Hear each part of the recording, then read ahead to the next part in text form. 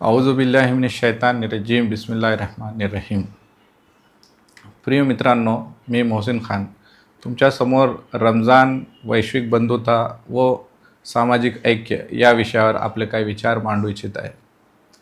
आपल्याला माहीतच आहे की हा रमजानचा पवित्र महिना चालू आहे आणि या रमजानच्या महिन्याचे खूप मोठे वैशिष्ट्य हे आहे की या पवित्र रमजानच्या महिन्यात कुराण हे अवतरित झाले आहे। कुराणची विशिष्टता ही आहे की तो कोणत्याही एका जाती समूहाचा धर्मग्रंथ नसून प्रत्येक समस्त मानवजातीसाठी मार्गदर्शनासाठी अवतरित झाला आहे। प्रेषित मोहम्मद पैगंबर सल्लल्लाहु अलैहि वसल्लम हे शेवटचे प्रेषित, त्यांच्यावर हा पवित्र कुराण अवतरित झाला आहे। या कुराणातील एक आयात सूर्य हुजरातमधली मी आपल्यासमोर पठण करू इच्छितो।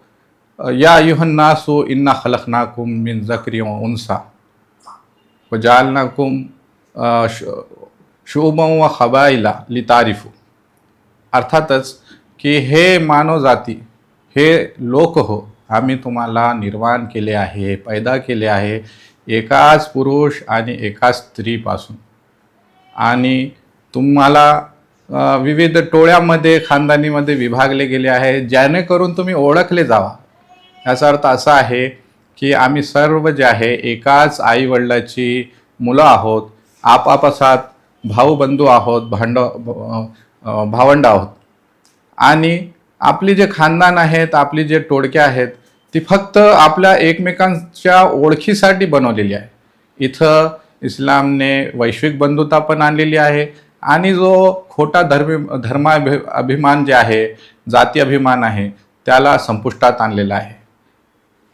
याच्यानंतर कुराणाच्या या आयतीवर जो कोणी विश्वास ठेवतो तोच मुसलमान असे म्हटले जाते, कारण प्रत्येक मुसलमानाने या आयतीवर किंवा कुराणावर ईमान आणल्याशिवाय, विश्वास ठेवल्याशिवाय तो मुसलमान असू शकत नाही। म्हणजे प्रत्येक माणूस हा, प्रत्येक मुसलमान हा आपल्या विश्वातील प्रत्येक नागरिकाला आपला भाऊ बंधू मानतो आणि त्याला ते बंधनकारक आहे, अनिवार्य आहे। पुढे आपण बघू की कुराणाच्या या विशिष्टतेमध्ये सामाजिक न्याय, समता, बंधुता, शांती हे प्रस्थापित करण्यासाठी खूप असे आदेश आलेले आहेत। प्राचार्य संतोष झगडे, जे विदर्भातील एक विचारवंत आहेत, ते सांगतात की बाबासाहेब आंबेडकर यांनी जे 3 मूलमंत्र दिलेले आहे समाजाला, शिका, संघटित व्हा, संघर्ष करा, ते त्यांनी कुराणातून प्रेरित होऊन जे आहे घेतलेले आहे। त्याचा मूळ सोर्स कुराण आहे।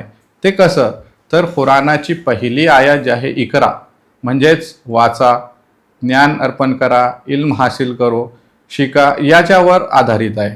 संघटित होणे हे इस्लाममध्ये आपल्याला माहीतच आहे की एक नमाजचं सुद्धा जे आहे इबादत ती एकटी केली जाऊ शकत नाही।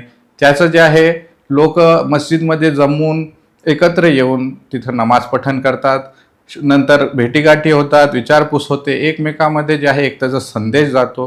हे झालं वस्तीच्या स्तरावर।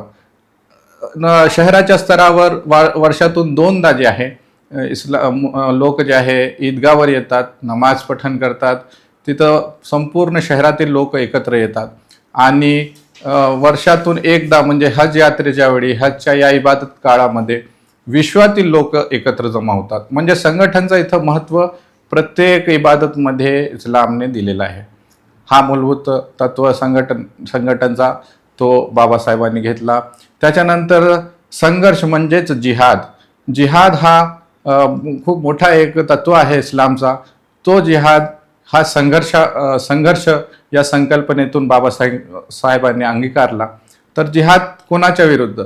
जिहाद दडपणाविरुद्ध, अत्याचाराविरुद्ध, सामाजिक असमतेविरुद्ध, आर्थिक विषमतेविरुद्ध, प्रत्येक अशा वाईट वाममार्गाविरुद्ध जो मानवजातीला अपायकारक। मित्रांनो, याच्यासोबतच रोजा जे आहे आपल्याला माहीत आहे निर्जळ उपवास आहे। त्याच्यामध्ये काही खाणं पिणं जे आहे बंधनकारक असते। 13 ते 14 तासाचा उपवास असतो। यामध्ये कळकळीची भूक लागते, तहान लागते, तरी माणूस तो जे आहे कंट्रोल करून जे आहे संयम प्राप्त करतो आणि एक विशिष्ट आध्यात्मिक जे आहे त्याचा बोध घेतो. याच्यामध्ये जे आहे उद्दिष्ट तर हेच आहे की त्या माणसाने तकवा ग्रहण करावा. तकवा म्हणजे काय, तर तकवा म्हणजे की वाईट प्रवृत्ती आणि वाईट चालीरीतीतून आपल्याला स्वतःला वाचवून सत्य मार्गाकडे आणणे आणि त्याच्यावर शब्द ठेवणे म्हणजेच तकवा आहे. आता दुसरा उद्देश हे आहे की या कळकळीच्या भुके आणि तहानेतून त्या माणसाला गरिबाची, दीन दुबळ्यांची, भुकेल्यांची जाणीव होते, त्यांच्या दुःखाची जाणीव होते. म्हणूनच तो गोरगरिबाप्रती आपुलकी आणि आदरभाव त्याच्यामध्ये निर्माण करतो आणि एक प्रकारचं जे आहे सामाजिक ऐक्य प्राप्त करण्यासाठी हा रोजा मदत करतो. त्याच्यानंतर आणखी एक उद्देश आहे जी रोजाच्या या माध्यमातून प्राप्त होते, तो म्हणजे मानसिक आजारावर मात करणे. मित्रांनो, फक्त रोजा जे आहे निर्जळ उपवासाचं नाव नाही, तर त्याच्यामध्ये माणसाला चाळी करणे, खोटं बोलणे, गुन्हे करणे किंवा काहीतरी अश्लील कृत्य करणे हे सर्व जे आहेत त्या वर्ज्य केलेलं आहे. त्याचं बंधन जे आहे रोजाधारकावर असतो. म्हणजे तो एक प्रकारच्या ट्रेनिंग शेड्यूलमध्ये असतो आणि तो या प्रत्येक वाम गोष्टीवर जे आहे मात करून एक प्रकारचं जे आहे कंट्रोल, ऐच्छिक कंट्रोल जे आहे प्राप्त करतो. याच्यासोबतच रोग, राग, मत्सर, द्वेष, विविध जे आहे वाईट प्रवृत्ती याच्यापासून आपल्याला जे आहे रोखून ठेवतो आणि मानसिक तणाव, चिडचिडापण ह्याच्यावर सुद्धा जे आहे एक प्रकारचं तो एक यश प्राप्त करतो आणि एक मानसिक आरोग्य त्याचं जे आहे चांगलं राखण्यासाठी हा रोजा त्याला मदत करतो. शेवटचं जे आपल्याला रमजानबद्दल एक विशेष माहिती आहे की जकात. आपल्याला माहितीच आहे की जकात जे आहे हे प्रत्येक मुसलमानाला देणं बंधनकारक आहे. जो श्रीमंत आहे आणि आपल्या सेविंगतून 2.5% जकात तो गरीब माणसाला देतो.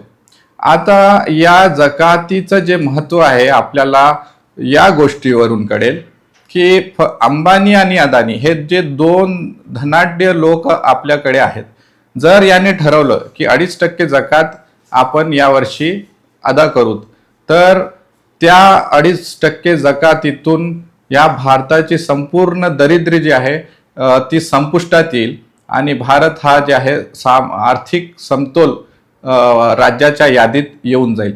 म्हणजे याची प्रामुख्यता बघा, या जकाची एवढं मोठं वैशिष्ट्य आहे की जर हे आचरणात आणलं तर हे आर्थिक विषमतेवर आपण खूपच एकदम इझिली जे आहे मात करू शकतो. मित्रांनो, आपण जे आहे याच्या उलट परिस्थिती पाहतो की 1-2 लोकांकडे पूर्ण भारत राज्याच्या लोकांच्या संपत्ती, एवढी संपत्ती जमा झाली आहे. त्याच्यामुळे बेरोजगारी, शेतकऱ्यांचे आत्महत्या आणि विविध प्रकारचे गुन्हे, लूट, दरोडे हे आपल्याला ऐकास मिळतात, पाहाव्यास मिळतात. याच्यावर उपाय म्हणजे कुरानने आधीच दिलेला आहे. गरज आहे ती फक्त आचरणाची.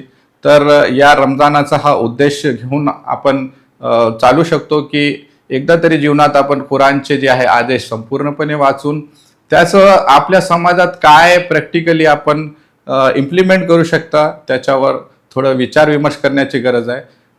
पुन्हा जे आहे आपण पुढच्या व्हिडिओमध्ये भेटू. धन्यवाद. नांदेड़ शहर में अगर आप शादी, निकाह, वलीमा या किसी भी तकरीब में शिरकत के लिए आ रहे हैं और मेहमानों के क़याम के लिए एक बावखार, पुरसुकून और जदीद सहूलियात से आरास्ता मुकाम तलाश कर रहे हैं तो आपके लिए बेहतरीन इंतखाब है यासीन गेस्ट हाउस. जी हाँ, यासीन गेस्ट हाउस को ख़ास तौर पर इस अंदाज में तैयार किया गया है कि तकरीबन 50 मेहमानों के क़याम का बैक वक्त मुनज़्ज़म और आरामदाह इंतज़ाम किया जा सके. कुशादा कमरों, साफ सुथरे माहौल और मुकम्मल प्राइवेसी के साथ ये गेस्ट हाउस आपके मेहमानों के लिए घर जैसा सुकून फराहम करता है. यासीन गेस्ट हाउस की खुसूसियात: बेशतर बड़े फंक्शन हॉल से पैदल फासला, माल टेकड़ी रोड से महज 200 फीट की दूरी, गर्म पानी के लिए गीजर की सहूलत, इन्वर्टर की सहूलत, तेज रफ्तार वाईफाई कनेक्शन, साफ सुथरा और महफूज माहौल, मुनासिब और वाजिबी किराया.